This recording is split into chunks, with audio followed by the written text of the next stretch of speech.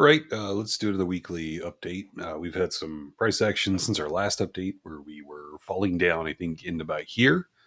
Looking at that range value area high. We got stopped out of our long, which is fine. We took profits off of it, so, and zero loss on that. So, nothing but money. That's great. We got stopped out of our long when we came under. Then I was eyeing a push back up to failure in the chat. We took a short here at this high and ran it down into the range point of control, which we've hit, thereby closing that short.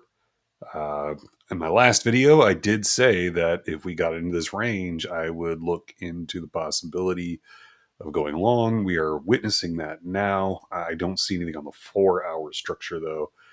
It's giving me a lot of a lot of hope, and we haven't broken out of this little channel type thing we have going on here. Yet, say we're still on the way down. Until we can break out of this small downtrend channel, I'm not really entertaining anything. What I'd like to see is price do something where we come up, come down, either make a higher low and continue, where we have a neckline that we can break, or come up, come down a little further, and then kind of make a little bit of a head and shoulders type pattern here. Forgive my childish drawings. I'm not very good with the mouse. I would like to test this anchored VWAP one more time if we get a little bit further, maybe bounce off that weekly, but this is the bottom of it, and this is the bottom of it. As far as taking an opening a position now, for me, I just don't have enough structure. It's we have a get off of this. We have the 618 that we've hit, so that helps. The range point of control, that's pretty good. I'd rather it come down though a little bit more, hit that VWAP. I'm going to take this VWAP off. I think this one's toast. Hit that VWAP. Now we got to break over this one that's descending off this last spike high. Break over that, and then we could possibly continue upwards. Just kind of see where volatility takes us. It does look with these candles does look like it's fighting a little bit. So hopefully that fight comes into some sort of to some fruition here.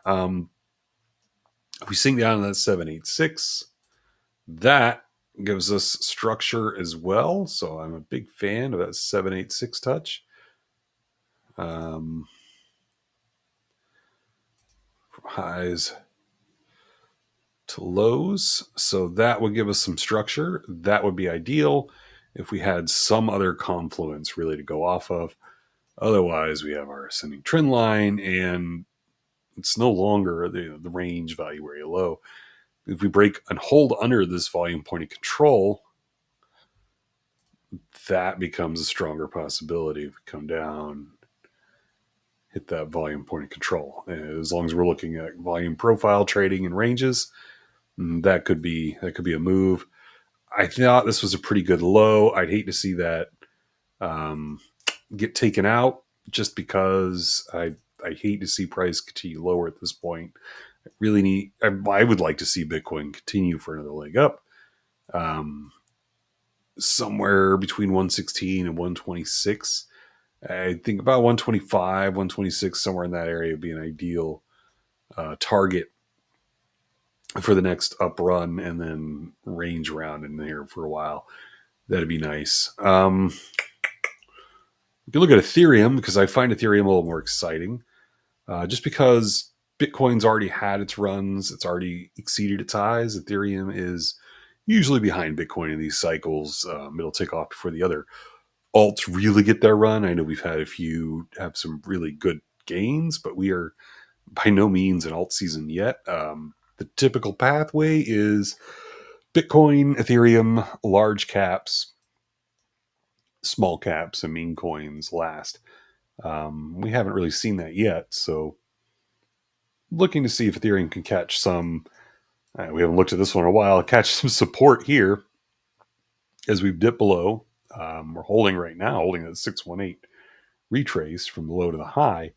But in this range, we have another mini volume profile here that we can bounce off of. So anywhere between 2782 and 2005.55.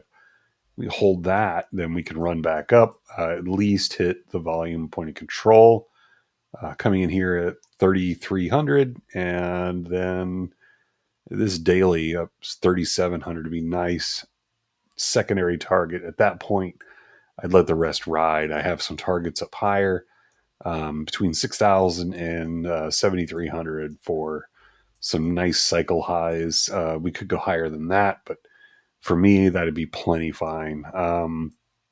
For a leverage trade, I want to see some reversal structure down in here, but for spot, yeah, I've already started picking it up. So layering in, I should say, come down on the hourly. You can see we do have some buying tails on these hourly candles. Got my auto patterns on. I'm going to take those off. So these are applicable. Um, yeah, we have some buying tails after hitting that target range, but nothing too strong yet. We're still under this value area, the upper value area low. So as long as we hold into that, if we reclaim that, it could be that we've bottomed out and we could continue up. And we'll see structure. We'll see a high, a failed low retrace, and then we get that neckline break here, right? And once you do that and get another wave up, then at least you've got some market structure shift and you can start trading off of that, come down, come back up. We just don't have any of that yet. So not really interested in taking a leveraged position here just yet. We want to see some structural support, not just wicks into a level of interest. At least for me anyway. So that'll do it for Bitcoin and Ethereum. Let's move into the general markets, which have not opened yet. Probably looking a little dicey, I would say. Um, the trade war is going on. I think the market's probably going to freak out a little bit. How much? I don't know. That's always going to be the big question. Do we overreact? The answer is probably yes. What I would love to see is if we did freak out enough to come in and test either here, right? Avoid the gap, but come in and test this range without filling up what's left of this gap. So we don't want to break under this low. We would open low under here and then rise to fill that gap as the markets gain some sanity and stability. And this would be an excellent test, a retest of this channel. As long as we can hold and retest that channel, all's well. Looks pretty good. If we drop lower back into the channel and get accepted, then we have to start marking structure. We may actually get some structure on the Qs. Could play out quite nicely. We could have what do we got here?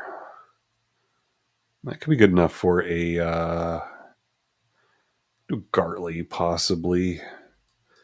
Well, that could be a little tough. Maybe even deeper. I'd argue that the Gartley would come first. High, fill the gap. Yeah, if we fill the gap, we get a nice little Gartley there. Came down further into the center line of the gap. We could get a butterfly off this level in here. That could be another interesting play. And pending that, we could run all the way to the 1618 and start filling in our long-term low targets. That'd be a significant rundown. We'll just have to see what these tariffs really mean to people. If the market is going to be super bearish on them, we could get that rundown and fill in these targets for our smaller pattern.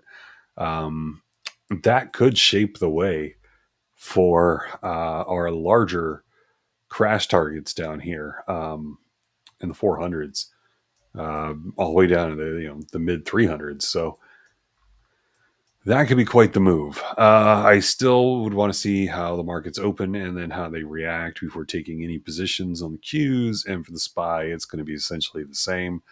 Just a little bit less pressure, it seems, from the tech side of things. We came down. I'd like to see a gap open down below, and then just like we did here, we gapped down.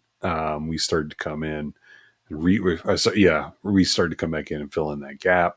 If we get another gap down, we could come in, fill in that gap, and just continue to do so. I'm less interested in it gapping and then, or, gapping and continuing down the way it gapped and continued up here. That's because we have just a lot of bullish structure in the markets. We came back, obviously, like for this gap, we came back and filled it. That could be the case here.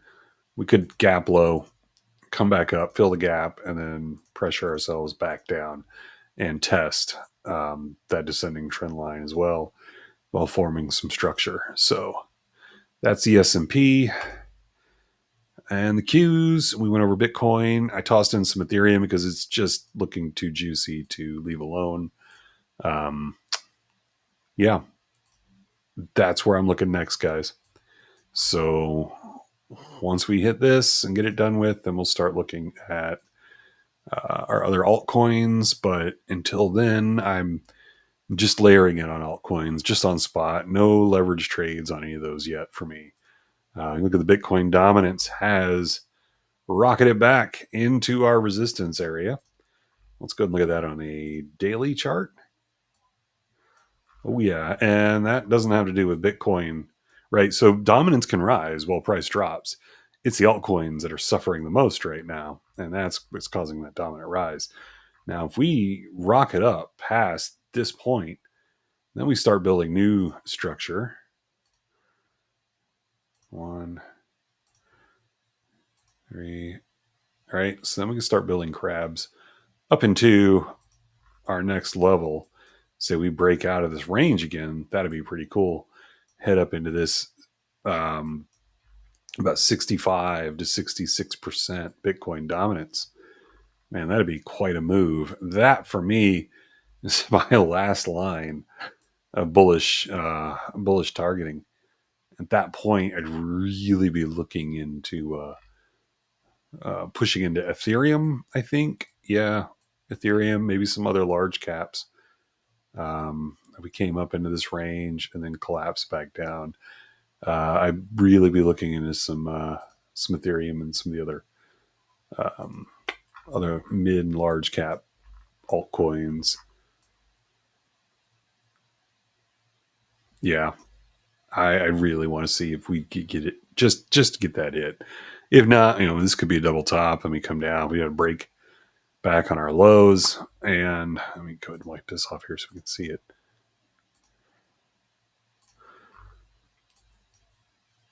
So we have our lows here on the white line. So we came back down, broke that, hit the VWAP, and then the VWAP would have to decide whether or not we turn around and chop from there, or if we even get anything and just fall into our next line of support down here at about 47%. That could be a beautiful alt run just like that. So got my eyes on those, and we'll keep you guys updated on them. And I'll talk to you guys next time. Happy trading. Be good out there. Bye.